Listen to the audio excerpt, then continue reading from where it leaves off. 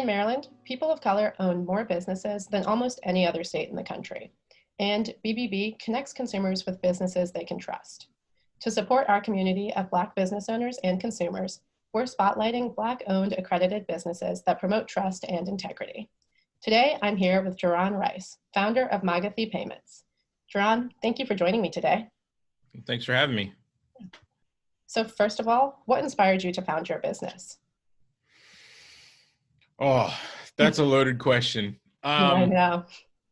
Honestly, I've been in professional sales my entire adult life, right? I've sold everything from, I did 5 years as a mortgage banker, originating loans. I sold home improvements for 5 years. I've sold pest control. I've sold cars. And one of the things that really pushed me in the direction of starting my own business was I've always been a relational seller, right? So I'm not high pressure. I'm informative and consultative, and here's what your problem is. Here's what the solution is. Here's how that works, sort of thing. And I've always been more interested in the relationship after the sale than just getting the sale. And one of the challenges that I had as, being in sales professionally is that oftentimes the organizations that I was representing would drop the ball after the sale was executed during the installation or the implementation of whatever the product or service was. And that was very disheartening for me. And so that kind of pushed me in the direction of I want to start my own company that I can be more hands-on in managing and maintaining the relationship after the initial sale. And that rabbit hole, I kind of tumbled down into merchant services. That's awesome. Yeah, maintaining connections with your customers is really important. Absolutely. So what obstacles have you had to overcome while owning your business? I mean, there've been a lot, right? Sure. The first one was, when you are doing B2B sales and you don't have a reputation, you have to rely a lot on cold calling. Mm-hmm. And so, for me, one of the things, when dealing with business owners, we live in Pasadena in Anne Arundel County, and cold calling businesses, and I don't know, I want to preface this, I don't know if this is my own head trash based on some experience that I had before, or if it was something that was valid. But when I was cold calling and walking into businesses, I felt that I needed to be or go above and beyond to be exceptionally professional, as a large 6'1" Black man who's covered in tattoos, right? So for me, it was, even though I didn't want to, I was in a suit and tie all the time. Like, regardless of the business, I would walk into a sweaty, stinky auto repair shop, and I've got on a suit, because I was concerned about the perception coming from corporate America. And that was hard for a long time. But then as the business continued to grow and our portfolio was growing and we started getting more and more referrals from our existing client base, when we had a reputation and, I was seen in the area as the industry expert, then it was kind of like I was comfortable being myself, right? So like, Yeah. if a business is calling me and they're showing up at our office to work with us, I'm okay wearing a t-shirt and shorts on Friday. You know what I mean? Because this is my office and you want my service, you know what I mean? And so it's a different dynamic when you are pursuing people for business versus when they're coming to you. And so, we have grown our reputation to the point where people are now pursuing us to work with us. And I'm a lot more comfortable in that environment, just kind of being myself. You know what I mean? I literally, I've worn flip-flops into the office for 3 months now. Like I haven't worn real shoes into the office in a while. Yeah. And there's no way that I would feel comfortable doing that back when we first started. Yeah. Yeah. You had to work really hard to gain that credibility, but now you've got it. So that's awesome. Absolutely. So, what have been your strategies for maintaining trust with your business throughout the coronavirus? I think just being present, being available.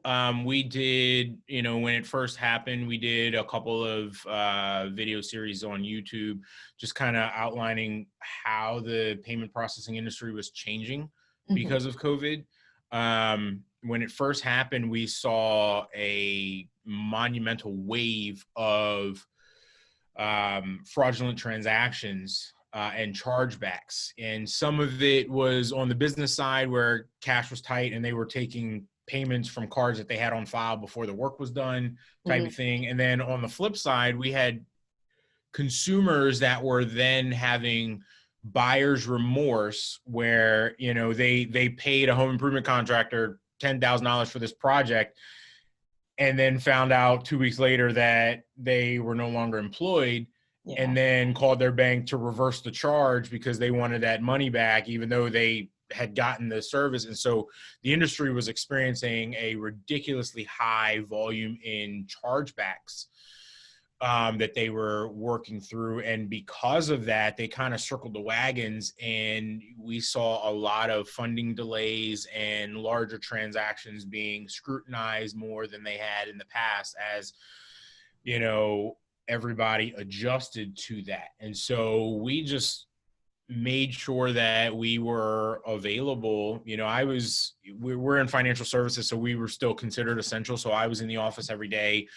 Our staff was working remotely, and just being available to reply to emails and to, answer phone calls, because, for a business owner, especially during the shelter in place, if you're not essential and your business is shut down, that's a very scary time. You know what I mean? And so it was, we work with a lot of we've got event planners and charter bus companies and limousine companies that, COVID basically cleared every event that they had for a 2 to 3 month period. And a lot of times these people have paid deposits 6 months, a year in advance. And now that business was dealing with a cash flow crunch because they're having to refund deposits from a year ago. Yeah. Whose funds they've already used to pay drivers and to maintain their equipment and things like that. And so just being available for them to help navigate them through that from a payment processing standpoint really helped to build trust for them. Yeah, absolutely. Being able to respond to conflicts that your customers are having is incredibly important. Absolutely. Absolutely. So what are your goals moving forward? So one of the things I love best about being a business owner is sort of studying the market and figuring out the next big trend before it gets here. Right. And so, a couple of years ago, when most people think of merchant services providers, they think of, payment processing at a restaurant or a retail location, because that's where consumers are spending their money. And while we do have clients that do that, that's not a huge focal point of our business at all. They represent the minority. And so our biggest segment of clients are home improvement contractors, followed by home services companies, followed by B2B, and then automotive repair. And so a lot of our businesses are in card not present environments, meaning they're running transactions when someone is not physically there presenting a credit card to them. So we have a gateway software solution that allows them to key in transactions. They can send payable invoices. They can We put hosted payment pages on their websites. They have mobile apps, things like that. And that pivot, moving in that direction consciously 2 to 3 years ago, set us up so that we weren't nearly as negatively impacted by COVID as we possibly could have been, as some of our counterparts in merchant services have been. Because if you focus heavily on restaurants and retail and those businesses are shut down, yeah, this is a trickle down business, right? So if you have a client that stops processing because they can't open, you stop making money off of them. And the pivot that we made years ago to go after the home improvement market segment, turned out to be a wise move with what happened, because they are still considered essential. And so, the goal is focusing on, how is life going to be different after COVID, right? Mhm. So let's just say, a year from now, life is back to normal. There's a vaccine. Everybody's happy, blah, blah, blah.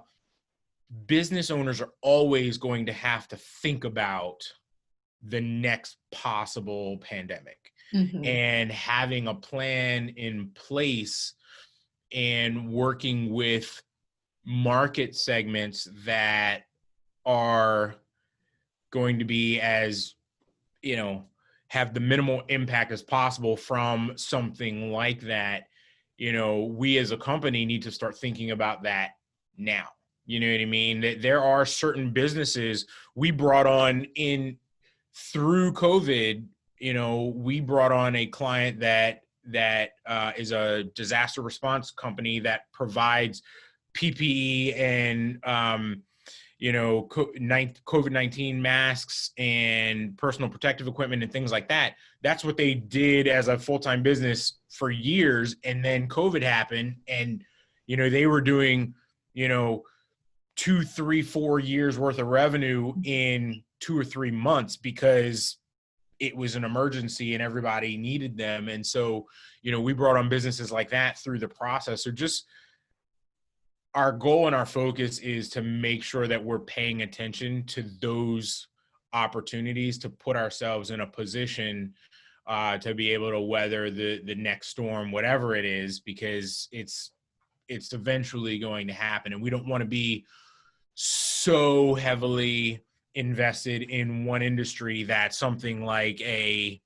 economic collapse in the housing market that would affect home improvement contractors, affects us. We want to be as well diversified as possible. And so that's really the goal and focus going forward. Yeah. Finding balance and being able to adapt is incredibly important. Absolutely. Yeah. So I think that's a great moment to end on. Dron, thank you so much for taking the time to talk to me today. Absolutely. Thanks for having me. Of course. And to our viewers, thanks for watching. Watch out for our next video, where we will highlight another Black-owned business advancing marketplace trust. And of course, be sure to show your support for local Black-owned businesses.